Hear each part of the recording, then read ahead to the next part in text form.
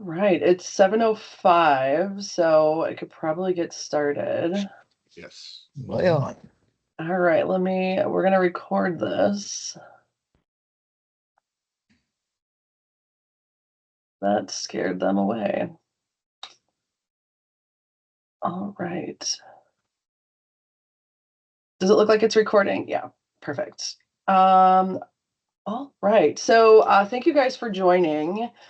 Wanted to take a moment to walk everyone through some of the stuff that we've been working on. We get a lot of questions about what the alumni board is working on, what the alumni board does, and then, how do they hear about updates? So this is being recorded so that those that can't join tonight can see. And as you guys see, we do have 2 members from SIU on the call with us here. We have Corne Prozesky, who is with SIU Recreational Sports and Services, and Brian Flath, who's the Director of Development for Student Affairs. So when we start talking about some of the coach scholarship stuff, they'll probably be good resources to answer any of those questions for you guys.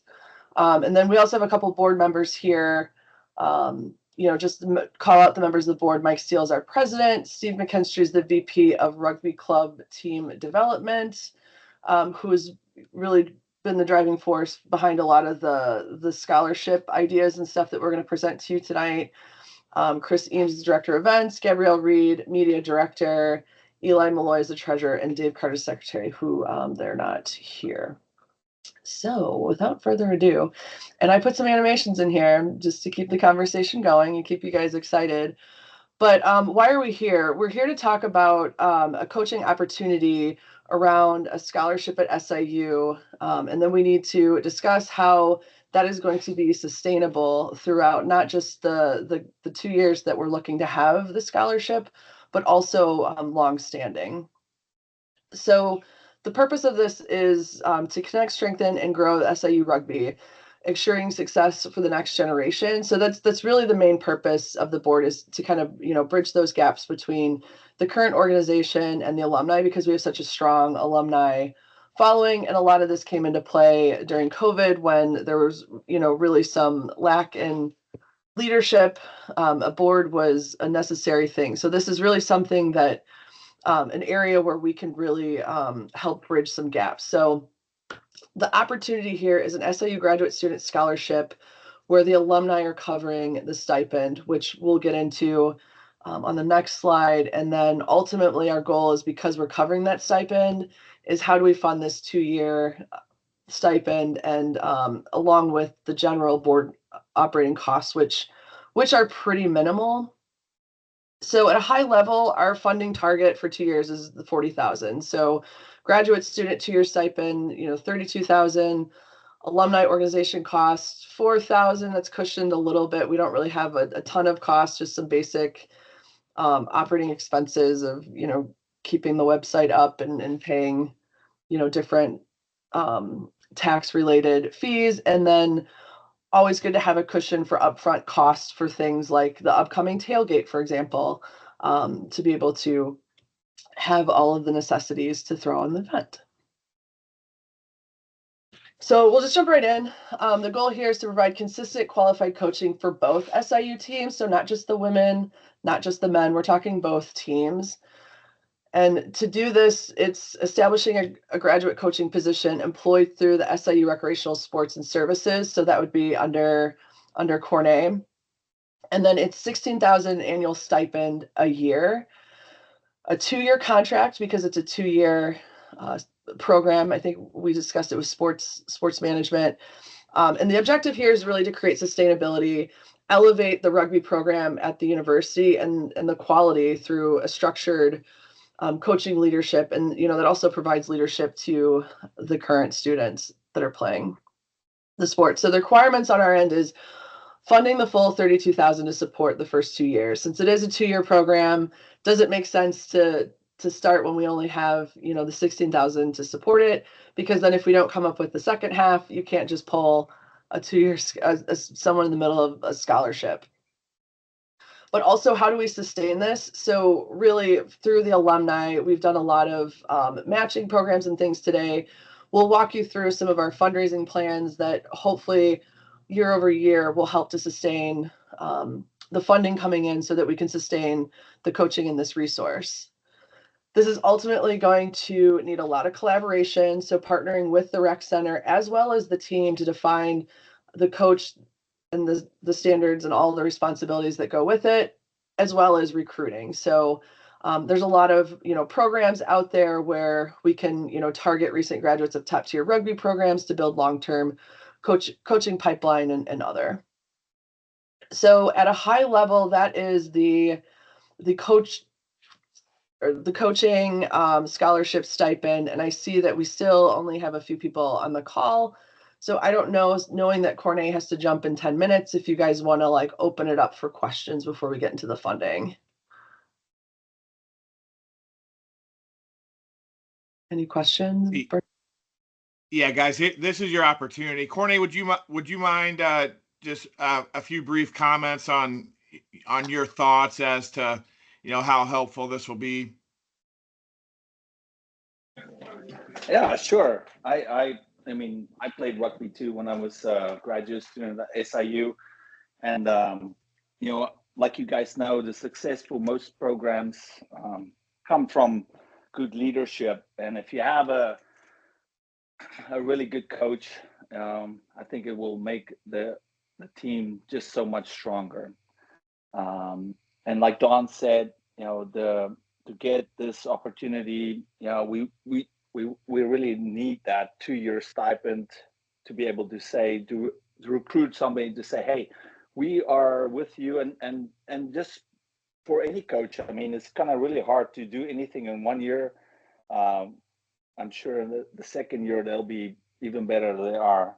But creating a legacy with a person that becomes the SIU rugby team men's and women's coach and graduate with a master's degree from SIU is just another thing to put a feather in the alumni's cap. We're paying it forward to all the experiences that we had.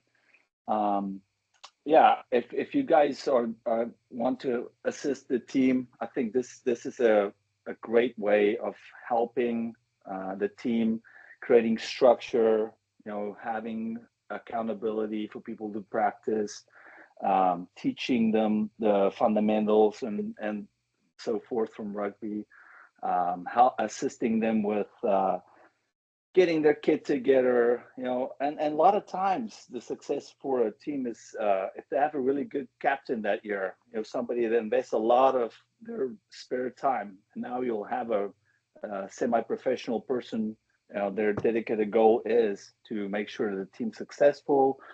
They recruit. They are held accountable for coming to practice, getting teams, making sure the players show up and actually go to matches. A lot of times we lose a game because you had 13 players. I mean, nobody can beat anybody if they have 15 players. It's just, you can't have that happen. And, I think having a coach that's just gonna make sure that these students are, they buy in.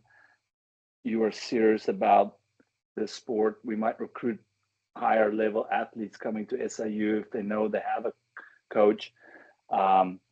You would think second semester, third, fourth semester, the coach will be able to identify high school athletes throughout the state of Illinois, call them, talk to them, say, hey, we're interested in you coming down to SIU, playing on our team, which I don't think any other school in Illinois have that ability to do that. And if you have a coach, that will just make a difference with somebody coming to your school or not. Mm-hmm. Yeah, I agree. Especially since high school rugby, I think even back when I played starting in 99, high school rugby wasn't a thing. And now there's a lot of high school teams and scholarships of, larger universities, especially Lindenwood out of St. Louis is an example of that, that probably draws in a lot of more individuals from the region. So this is definitely a great way to stay competitive.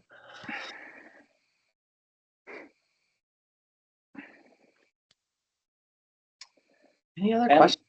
yeah, what a great opportunity for somebody, to be able to, further their education and the love of playing rugby.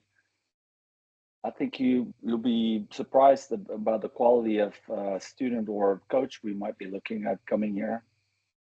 And with people and alumni, Dawn has a lot of contacts with USA Rugby. Maybe they have a pipeline of future coaches or certification coaches that we can recruit at and getting them to come down here. Yeah, and I'll just add that, Don mentioned Lindenwood. That's really where this idea came from. Because that's here in my backyard in St. Charles, and I'm actually pretty good friends with their head coach, and he's the one that really kind of, talked about how this has been implemented at other colleges across the country, exactly the way that we're doing it. And I would say major kudos to SIU for right away recognizing the opportunity, and it's really just up to us to provide the funding. So I think we can. Other schools are doing it, and I think that we can do it as well.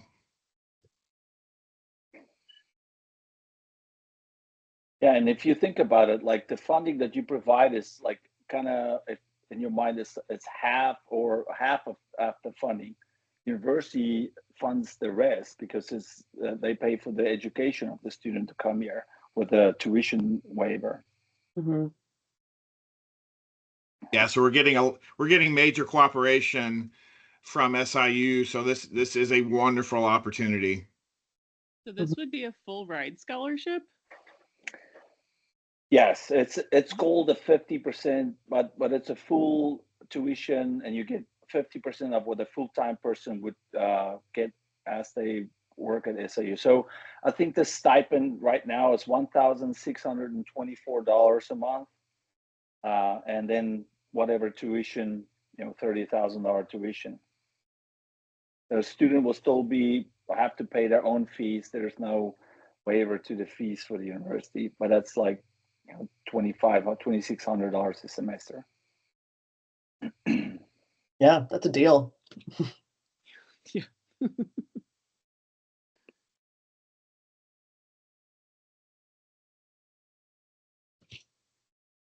Quiet group. Anything else? If not, we can. So Corne, just to be specific, I guess the stipend of $1,624 a month is for 10 months, right? That's where we get the 16,000 for each year for the position, the graduate student position. Yeah, it's 9 months. Okay. Yeah, it's like half of August and half of May. So it's like 9 months, and then it's a 9-month position. And I mean, you could make it a year-round position, but I don't think the players, the students will benefit from having somebody stay over the summer. Yeah. So if they were super engaged and this coach wanted to do like recruiting activities over the summer, that would be on their own because it's on their own time, or would we have the opportunity to provide? Yeah. Would we provide additional stipend months? Is that how it would work? No. I think it will be.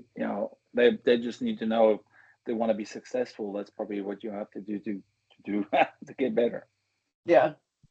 I mean, but what a deal. I mean, I was a graduate assistant at SIU too. I got a free master's degree and a stipend, and it's telling you it's the greatest thing that you can if you ever want to do a master's degree, and you get 2 years of experience. So this person will be a part of our department. They will get exposed to other things as well. They will probably be grouped into our competitive sports and intramural program. So, you never know if this person graduates and they would like to pursue a career in campus recreation or something like that. They will just be set up with 2 years of professional experience, coaching, being a part of that kind of atmosphere as well. How popular is the sports management program? It's pretty popular. Like the sports management and recreation are the two big degree programs for master's degree students at SIU and if you're interested in any kind of sports related campus rec or athletics, university athletics, or even park districts across the country. Okay. Yeah, just think about it. I went to a conference this year for Parks and Rec, and in Illinois alone, there's 3,000 Parks and Recreation employees that went to this conference. So there's every little town has a park district, and they need somebody to help them program, manage their fields, coach, and so forth. Is there any like constraints if someone internationally applied for this? I don't think so. They probably just have to get their visa approved and you have to be accepted to university in whatever program you're going to be studying before any kind of offer can be made to a student. So they'll have to do all that stuff on their own. They have to apply. They have to get approval. They gotta get admitted to whatever program they want to study, and then after that, then it's I think it's the same for any kind of graduate assistance. Great.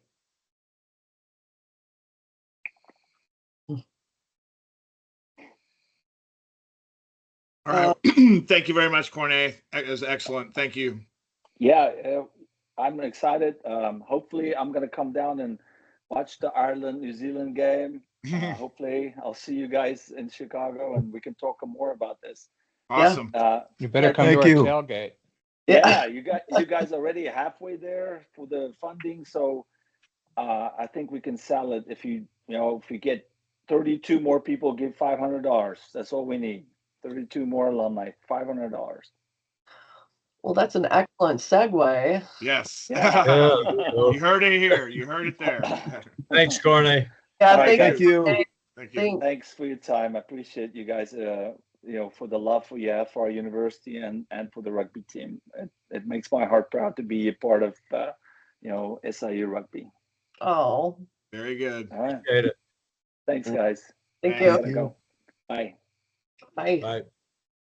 All right. So as I mentioned, this is a great segue into how are we going to fund this, because we haven't really had too much of a structured fundraising plan to date. So for 2025, we had the text challenge, the Old Loads dinner brought in some funds, and right now we're doing the With You challenge. So what you see in green is actuals. The text challenge brought in about $3,000, and the Old Loads dinner just over $1,000. So it's really important, as you can see here, that we hit that 20,000 goal with the With You challenge. I have the numbers at the end, but I think we're about 5,000 short of getting the 10,000 match, but there's still time. So then looking ahead to 2026, we can't just keep having all of these donors providing matching. So we put a little structure behind a plan. So I'll go over with you all of these. A monthly subscription, still continuing the Old Loads dinner. We are going to get in the habit of selling some apparel and merchandise. Maybe not quite a huge revenue driver, but a big idea that we had is doing an annual golf tournament. Did a lot of extensive research because there's a lot of clubs that use this as a large moneymaker. And then naturally, once we have some structure with the teams, we could really do some corporate sponsors. Now we have structure behind jerseys and warm-ups and different things of that nature. So the monthly subscription, if you guys don't know, we are a part of DonorBox. It's a really great system. It's really effortless. It gives us the opportunity to create the tickets that we sell, so like a GoFundMe type campaign stuff. Everything is trackable, and it also gives us the opportunity, or gives donors the opportunity, to go in and manage what we call subscriptions. So we're looking to launch this in 2026 because we don't want to distract from the With You challenge. There's going to be 3 levels of monthly donations that people can contribute to, $10, $25, or $50 a month. If you subscribe for the full year, we'll offer you a small gift, like a perk, or give you exclusive updates. A lot of that is still TBD, but we will provide you something. And then the thought here is that this would build sustainability. So it's sort of like a set it and forget it. This is something that a lot of clubs, senior clubs, employ today with DonorBox. And as I mentioned, you can go in as the donor, go in and update. So if you started out $10 a month, you want to up it to 25 or go back to 10, that's within your control. So we set a goal of 7,000 here because we just don't really know what to expect, but I will call out here in bold, this will be more successful as we get more alumni contacts, which I also have some stuff at the end. We really need to get back in touch with our alumni now that we're focusing on these types of opportunities. Next is the Old Loads weekend dinner. So a couple of years ago, we've taken this over from the current students. It's really not a huge moneymaker, but over the years, it's generated about $1,000. So that's why we set the goal of like $1,500. So this would mean that the alumni would continue to plan the dinner. The team did come forward this year that, they wanted to take back control of the dinner because they wanted some sort of fundraising mechanism. But as you can see, it doesn't generate like a ton of funds. And so that's why we did the Adopt a Rugger program this last year, which brought in well more than $1,500 per team. So we'll help them continue to maximize off of Old Loads weekend so that they have, fundraising of their own. But this is the potential to increase year over year as we get more people, coming to Old Loads. And just to call out, the women's 50th is in 2027. So we've been actively engaging a lot of the original women's players from the 70s. So hopefully 2027 will be, I'm calling it rose gold loads because it's the women. So this goal is on par with what it's been every year, about 1,500. So nothing huge. We're also introducing, which will be up on our website soon, apparel and merchandise sales. So we sent out a bunch of RFPs to work with a couple different vendors. And we're negotiating a percentage kickback for apparel and things that are purchased on the site. And then the vendor would handle all shipping. So it's very much what American Rugby Outfitters has done for us in the past, except they've never given us anything back. This is something that we stay on top of to update quarterly. So it's not just Old Loads time. There'll be regularly stuff in there to entice not only alumni, but the club members on, different products. I set a logo here because I just truly don't know what to expect with this one. And then the golf tournament. So definitely have engaged Chris Eames on this. And there's a couple other individuals that have, stepped forward and offered, to help here. Thinking late summer, early fall. So summer is a busy time for people taking time off, vacationing, and then taking, kids back to school. Early fall, we figured this is also a good point that's like the opposite of May. So we're not like back-to-back weekends, seeing each other. So hopefully, if you don't go to Old Loads, maybe you'll come to the golf tournament. This gives us the opportunity also to incorporate, a sponsorship package. There's whole sponsors. If we get different apparel, that adds another spot, which my next slide is corporate sponsors. We decided not to bite off more than we could chew. So we're going to start with a 9-hole course versus an 18, because this is going to take some extensive planning with sponsors, location, but really blowing it out with like a silent auction and then having like a lunch or dinner option along with it. Very standard golf tournament fundraiser esque. So again, we did a lot of research with a lot of clubs that do this to date, and they make well more than 6,000. This is just a low goal because this is our first year and we're trying to keep it containable and realistic. And then corporate sponsors, as I mentioned, we are going to create a tiered sponsorship package because we do have a couple opportunities with, sponsored golf holes, team warm-ups, team jerseys, apparel in the store. This will require us to, partner with the current teams to to make sure that they are wearing warm-ups and things, or when they go to order jerseys, that, you know, we make sure that logo placements are on properly, but also so they're not stealing or auctioning off jerseys every year. And again, 5,000 I think is a very low goal. My club alone, I think, brings in 20,000 every 2 years for you know, corporate sponsors. So that in a nutshell is the sponsorship stuff that we've been working on, thinking about putting together, that we're going to start to roll out before 2026. So how you can contribute now is, as I mentioned, we really need people to subscribe to email. Obviously, if you're here, we probably have your email address, but we're really trying to get people's email because not everyone is on social media or they're not checking it. We only have 313 email addresses, and some of those are duplicates, and a couple members that are on there, like Tigger's on there receiving emails. The chart below is, I can send this out too, so it's a little bit larger, but I track, there's a survey on the website, so I track when people have started and when their last year. So based off of the year that you started, this is a count of all of the people that we have received email or some sort of contact for. So as you can see, it's 2001 to 2005 is a light year. We don't have many people, and it's teetered off towards the end. So we need to get in a better habit of collecting contact information for individuals before they leave the university to keep them in the well. And obviously we can close the gap on the With You Challenge. There's been 4,500 raised so far. We need to get to an additional 5,500 in order for our donor to make that $10,000 match. And that'll get us through 2025, keeping us on par with our goal. And that's really all we had for you. So I know we had a lot of questions and back and forth on the scholarship stuff, but so I'll just open it up if anyone has any questions on some of the fundraising stuff that we just provided. Hey, Dawn, do you want to go over the subsequent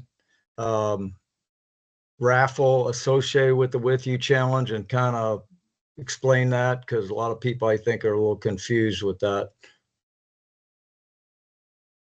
Yeah, and I don't know if I have it memorized, so feel free to jump in. I think it's, if you donate $250, you get a raffle ticket thrown in the mix, or for every 250.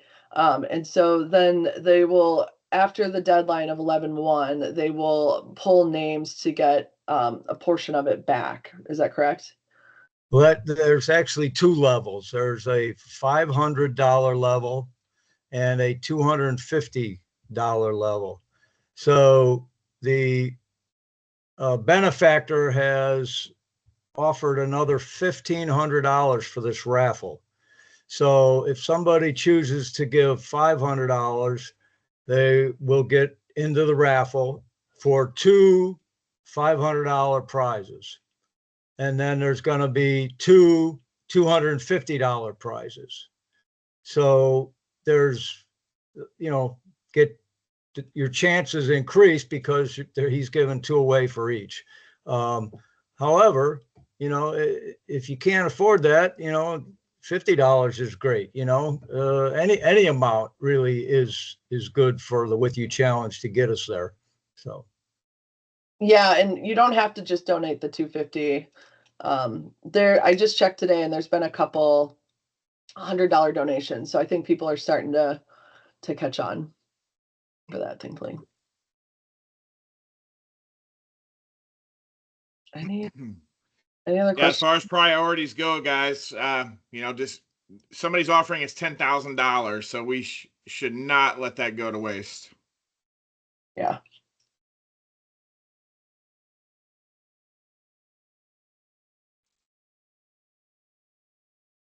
Questions? Concerns? Excitement? Excitement. Any names that you know of that you're going to reach out after today and ask them to donate? Yeah, that's an important aspect of it. I've been contacting a lot of the guys I played with all the time, and it has worked, and people are, you know, stepping up. One of the ones we can go through Donor Box. People could write a check, send it to the corporate address. We also have the ability to do a Zelle transfer if somebody wants to go with Zelle. There are a few issues that some people are having with Zelle, but I think it's mainly trying to get their end set up first before they can actually transfer it to our account. So if anybody has any issues or would like to do that, you can reach out to me or to Eli Malloy, who's our treasurer. But the system does work. We have had people donate through Zelle, which is good because there's no fees associated with it. Yeah.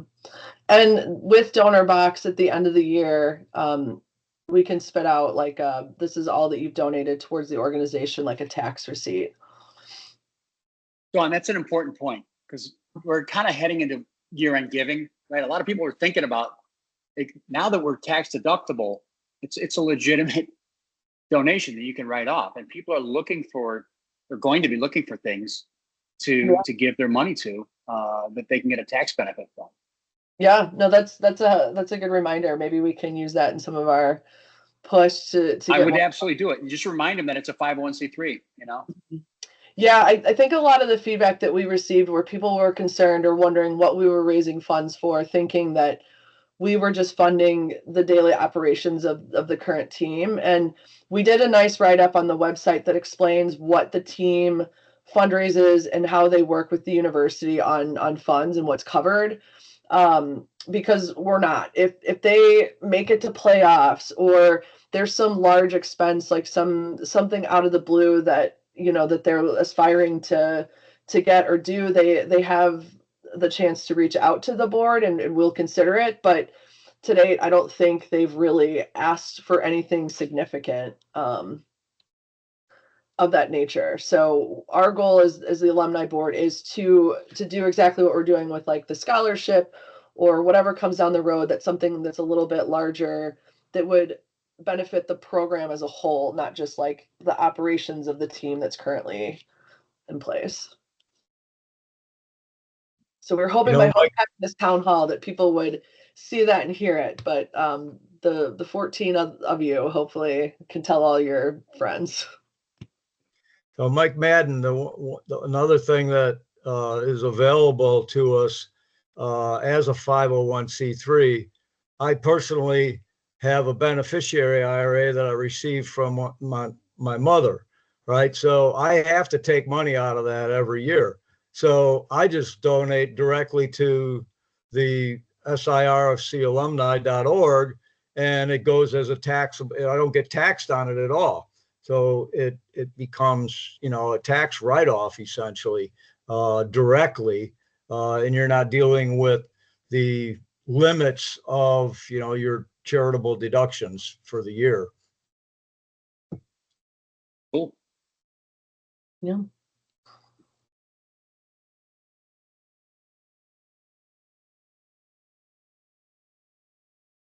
One other thing that came to mind is, as I cranked out like 50 shirts on this phone call, like if you guys think of something funny, okay, so this may be off color, so apologize if it is, but like, you know, the this shirt saves lives from St. Jude that they advertise on TV all the time.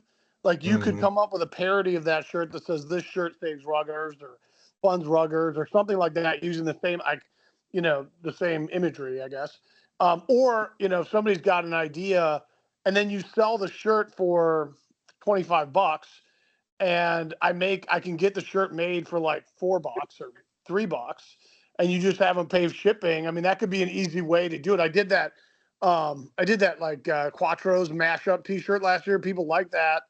You know, things like that are super easy to do. So just keep that in mind. Hats, I can do cheap hats pretty quickly, shirts, things like that. So if we want to play around, I know you were talking, Dawn, about having, you know, like a real sponsor do that, which obviously we should definitely do that. But like, if you guys just wanted to do something funny and witty and, you know, play on the good humor of our team, or a club, then just let me know. Yeah, for sure. The thought behind the store would be like if someone wants a fleece or something like that, and they could just like slap a logo on it and they direct ship it. But I think what you're explaining is kind of like more of a niche, like sort of drive to do something cool. I like it. We'll definitely keep you in mind. Just to put it in like an perspective, old I load do it shirt or for something. old loads or just like something once a quarter, we give somebody subscribes and then once a quarter they get a shirt or something. I do it for the hanger, and we sell. I mean, not a ton, but we'll sell like 30 shirts a month or something like that.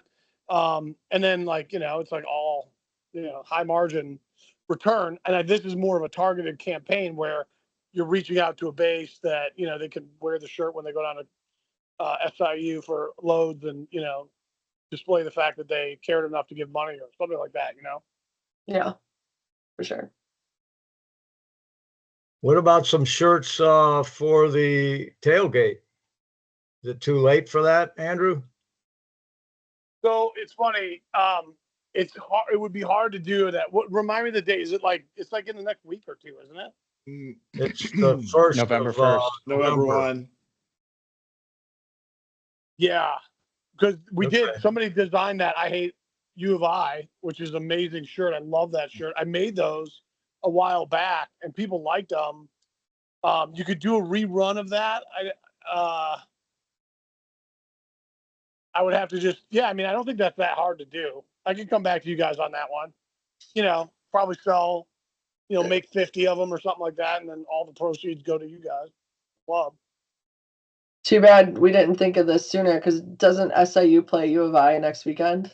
Well, That's what I was thought you guys thinking were as talking. well. Yeah. October 18th. Oh, that's what I thought you guys were talking about. Where like Dominic's going to go up there and bring his mobile bar and all that. No, we were talking about the Soldier Field, November 1st. Oh, dude, we could definitely do that. That's fine. Yeah. If somebody came up with something witty, or you don't want to just do a logo shirt because that's kind of lame, but just something funny for the event. Yeah. I'd be open to that. Especially like just know that if it's like a one color screen, I can, like I said, I just did like 50 shirts while we were on this call, so it's like super easy. Wow. It's cheap. These shirts cost $2 a piece. Wow. Jeez.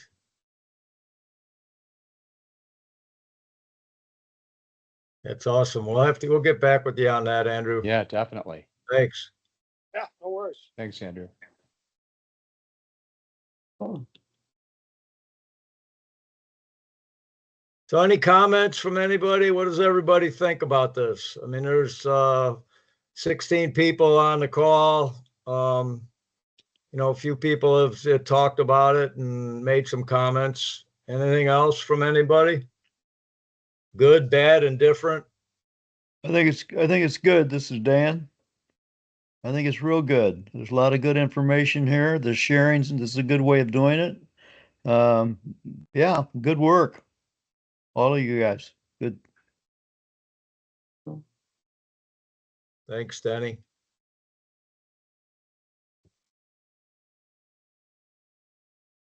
Great.